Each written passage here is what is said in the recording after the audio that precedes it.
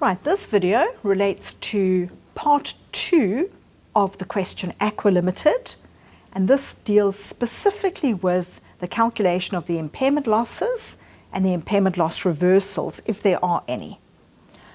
Let's just recap on the question to identify any possible impairment losses, because again, the weakness in a question like this is that you will miss impairment losses, because so much happened. There was a fire, and there was a component that needed to be replaced, and there was a flood.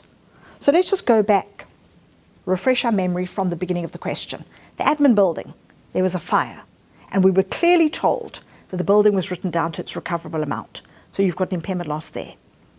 Then we were told that the motor of the pump needed to be replaced.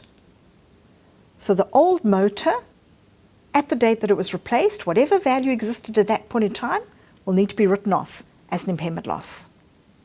And then we had the fire, which destroyed the computer and the software.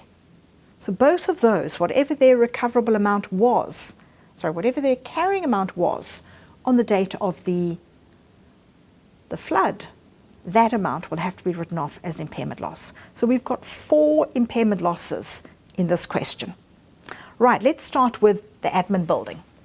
First step in any impairment calculation is to always calculate the carrying amount at the date of impairment. So take the original cost and depreciate it up until the date of impairment. So in this instance, 7.2 million minus 7.2 million divided by 30 times 4 years. The carrying amount 7.2 million cost minus accumulated depreciation up until 31 August comes to 6240. The recoverable amount was given 3.6 million, and therefore your impairment loss 2640. And you can see 2.5 marks in the bag. Not a very difficult calculation. Let's move on to the next one, the pump, and specifically remember we're talking about the motor of the pump. So we're assuming that the original cost of the pump, the motor, was 600,000, and again, subtract any accumulated depreciation on the pump up until the date of impairment. So 22,000 opening kilolitres plus 6 million kilolitres done up until the date that the component was replaced, divided by the original useful life of 70,000 kilolitres. So the carrying amount of the pump on the date that it was impaired was 360,000. And remember, it's being replaced. It's being dumped. So there is 0 recoverable amount. Therefore, the entire 360,000 is written off as an impairment loss. The third one, the computer. Same approach. Calculate the carrying amount. And I'm going to reiterate it every time you do an impairment loss. First step, calculate the carrying amount on date of impairment. So carrying amount of the computer, original cost 1.6 million, minus accumulated depreciation. This computer was acquired on 1 May 2015. So work out time from 1 May 2015 until 1 December 2019. And you'll see that that's 4 years and 7 months. And therefore that's your accumulated amortization. So carrying amount ended up being 133,333. Now when the computers were destroyed, the insurance company settled. But just to remind you what we said earlier on, the proceeds from the insurance company are treated as a completely separate event to the impairment of the asset. So even though we did receive money for the computer, we have to recognize it as 2 separate economic events. So the entire carrying amount will be written off as an impairment loss as well. 133,333. And then exactly the same principle and calculations will be followed for the computer software, because the computer software was acquired on the same date that the computers were acquired. So in fact, if you wanted to, you could do the calculation of the impairment of the computer and the software simultaneously, because the amortization is calculated on exactly the same basis as the depreciation. I've chosen not to combine them, but in all honesty, if you did, you would get exactly the same answer.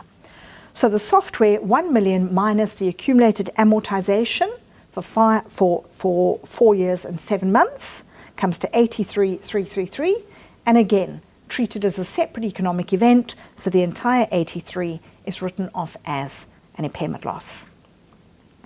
When you disclose your impairment losses, you don't need to disclose it by category of assets.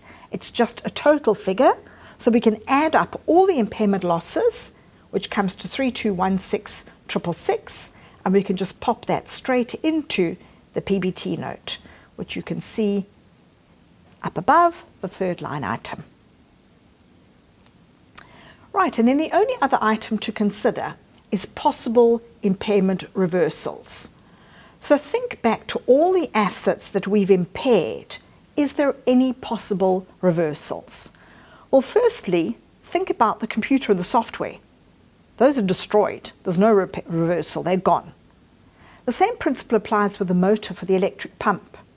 It was damaged beyond repair. It's been replaced.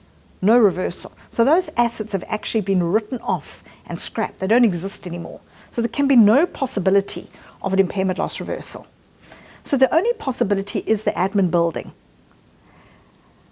This was easy to miss. The question, as we said earlier, didn't tell you that there was a reversal of an impairment loss. It just told you that the asset was restored to its original condition. And that is a very strong hint that you need to test for impairment reversal. So how do you test for impairment reversal? Same principle as testing for impairment. Start with the carrying amount on date of impairment reversal. So the 3.6 million, which was the original recoverable amount, minus the additional depreciation since it was impaired, 69,231. So the recoverable amount at year end is 353,0769. The question did not give us a recoverable amount, but it did say it was restored to its original condition. So when you reverse an impairment loss, you are always reversing to the lower of original historical carrying value, assuming no impairment, and whatever they give you as the recoverable amount, which in this question was nothing. So all we need to calculate is the original historical carrying amount, assuming no impairment. So quite simply, 7.2 million minus depreciation for 4.5 years. And that comes to 6,120. So can we reverse some of the impairment loss that we recognized in the middle of the year? Yes, because the revised recoverable amount is 6,120 and the carrying amount is 353,0769. Therefore, there's an impairment loss reversal of 258,931. And that will pop into your PBT note as income. And there we go. 3.5 marks, that was worth. And it was a slightly easier one than usual because of the fact that you didn't have to work out the recoverable amount other than the limit in the context of the original historical cost. And that's the end of this question. Just to recap, this question focused very much on intangible assets, the creation of them, the accounting for them, and impairment losses and reversals. The only thing that this question didn't do in terms of impairment losses is get you to calculate complex recoverable amounts. So you must ensure that you practice some questions where you are working out the recoverable amount based on value in use or net selling price. Thank you.